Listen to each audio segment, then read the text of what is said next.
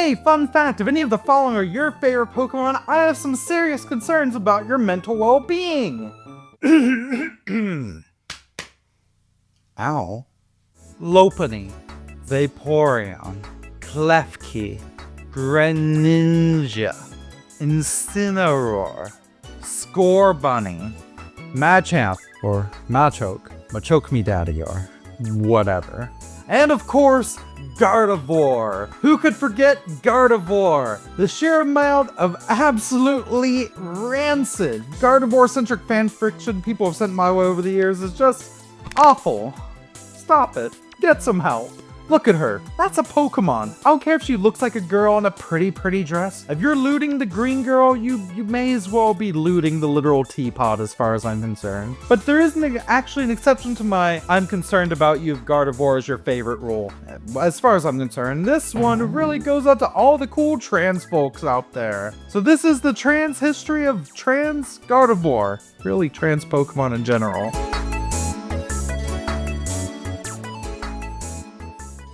Remember a few years back where I did a video on why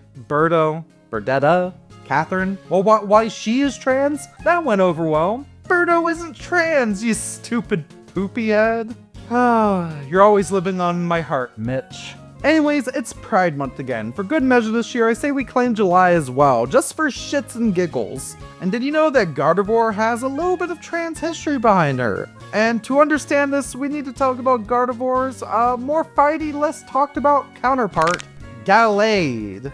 Gardevoir was first introduced in Pokemon Generation 3. I remember Ruby and Sapphire. Well, mostly Emerald. Emerald was the best of them by far.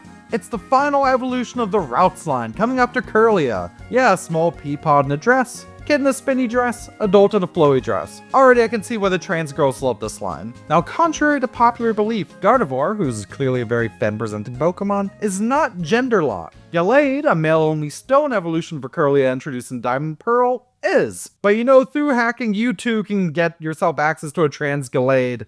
And, all those special events you can't get access to anymore. Like the Arceus event, which was never actually released in Diamond and Pearl. What the hell? Gardevoir, however, has a pure 50-50 gender split. This doesn't mean that mass Gardevoir are trans, per se. Men can be femme-presenting. Doesn't even have to be drag or anything. Gender is a spectrum and all that. But a lot of trans folks identify with that, and I think that's kind of cool. Now, that's actually all I have to say about Gardevoir.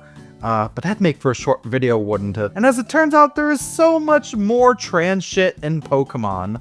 Here's a graphic I found from Squirrel Jenny on the trans subreddit. I'm so sad that subreddit's no longer around. These Pokemon all give trans vibes. I mean, we've talked about Gardevoir, so here's Mew instead. You'd never believe how many trans women historically are cat girls. No, seriously, here's a picture of cat girls in the 50s. Going on, here's Meryl. Did you know that 1/4 of all female Azurill turn male when evolving into Meryl? No, seriously. That is an actual trans Pokemon. Then there's Sylveon, which evolves with love, and both its normal and shiny forms are variants of the trans flag. As for Togepi and Primarina, well, they're on the list, but you do you, fam. Oh, and going back to Ditto, my husband wanted to let you know that thing is gender fluid as fuck. I mean, it has no gender, and it's some kind of fluid, so yeah, that tracks. But there's also canonically human trans people in Pokemon. That's right, human trans people in Pokemon. And the Battle Mason in Pokemon X and Y, there's one trainer with the dialogue. Yes, a mere half a year ago, I was at Black Belt. Quite the transformation, wouldn't you say?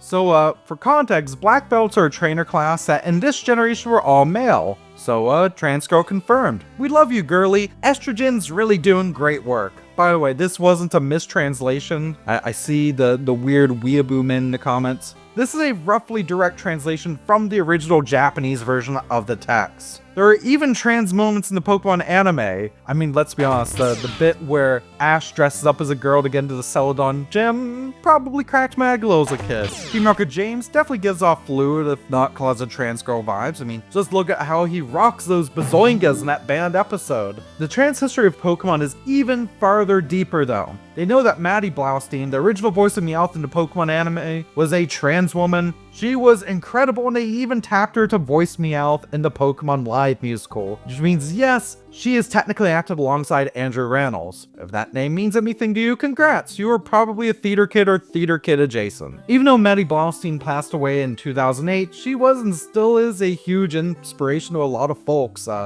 really myself included. On a completely unrelated trans voice acting note, but I figured I'd mention this because I like trains. Hey, did you know that the subway announcements on the subway in Berlin, you know, the U-Bahn, were also done by a trans woman? Trans people are everywhere. You cannot escape us, nor should you want to, because honestly, we just want to live our lives. Trans people are in anime, in your video games, on the train, in the public bathroom. You know what we're doing at public toilet? That's right, pissing and shitting, just like you. On one final note, my wonderful non-binary husband has asked for me to include an aside on the Pokemon Shed Ninja. Which, you know what? Shed Ninja is actually an interesting one for the NBs out there, apparently. See, Shed Ninja is a funky Pokemon that evolves from Nincada. Now, Nincada's final evolutionary form is actually Ninjask, but if you have a spare Pokeball in your bag and an open space your party when it evolves, Nincada will discard Shell upon evolution, and you'll also obtain the genderless Pokemon Shed Ninja, a genderless reanimated husk of its pre-evolved form that my spouse says apparently pure NB vibes. Neat. Alright, since I'm doing end of video questions now, let's answer a no doubly nice one from the community. And this question is from my long ass video from several years back, Pokemon X and Y, where nostalgia ends, which, yes, I plan to make a sequel to after Pokemon Legends ZA comes out, assuming I can get a good capture card again. Anyways, the question is, you must be a really lame zoomer to consider 2013 nostalgic. Look me in the eyes. That was 12 years ago! Also, know that the Wii is turning 20 next year? Okay, juicy!